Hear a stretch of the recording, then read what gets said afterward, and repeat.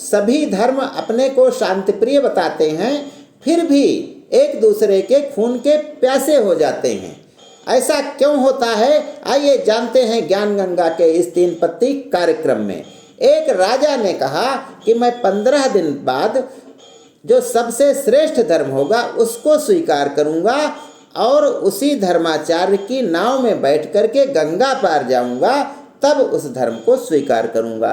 सभी धर्माचार्यों को बुलाया गया। राजा ने कहा 15 दिन में आपस में शास्त्रार्थ करके समझ लो कि किसका श्रेष्ठ है।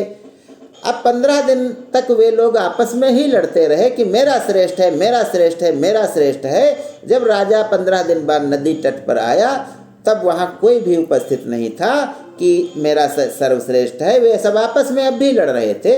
तभी पास के कुटिया से एक साधु आता है। वह कहता है, महाराज मेरा धर्म सर्वश्रेष्ठ है और मैं आपको नाव से ले चलूँगा, लेकिन 2 दिन आप मेरे साथ रहिए, उसके बाद में ले चलूँगा। मैं आपको कुछ दिखाना चाहता हूँ। अब राजा ने उस साधु की बात मान ली, क्योंकि बाकी तो निर्णय ही नहीं हो पा रहा था, सब लड़े मरे जा रहे थे। तो वह व्यक्ति सभी धर्मों के आचार्यों को अपने साथ लेकर के, राजा के को भी साथ लेकर के एक अंधेरे बड़े से कमरे में ले जाता है, जहाँ एक हाथी बंधा था, बिल्कुल सील था और कोई भी प्रकाश का एक कण नहीं था वहाँ। अब सभी धर्माचार्यों से उस साधु ने कहा कि आप लोग देखिए ये है क्या, लेकिन ये वहाँ की बात है जहाँ के लोगों ने हाथी देखा ही नहीं था। तो कोई कान पकड़ता है तो कहता है ये सूप जैसा है, कोई कहता है कि ये पूंछ पकड़ता है तो कहता है सांप जैसा है, कोई पकड़ता है पैर तो कहता है खंभे जैसा है, कोई उसकी पीठ पकड़ता है तो कहता है कि यह तो छत जैसा है, तो सूंड पकड़ता है तो वह भी कहता है कि कोई डाल जैसा है। तो इस प्रकार से भिन्न भिन्न लोगों ने बातें बताई।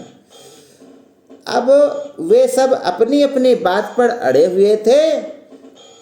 तभी वहाँ मोमबत्ती का प्रकाश कर दिया गया।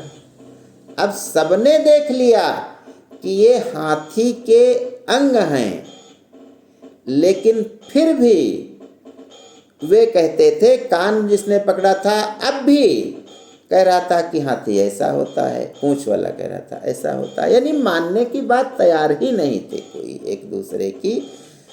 जब सत्य का प्रकाश फैल गया, हमने जान लिया कि कोई न बड़ा न छोटा, सब हाथी के अंग हैं, फिर भी आपस में लड़े जा रहे हैं।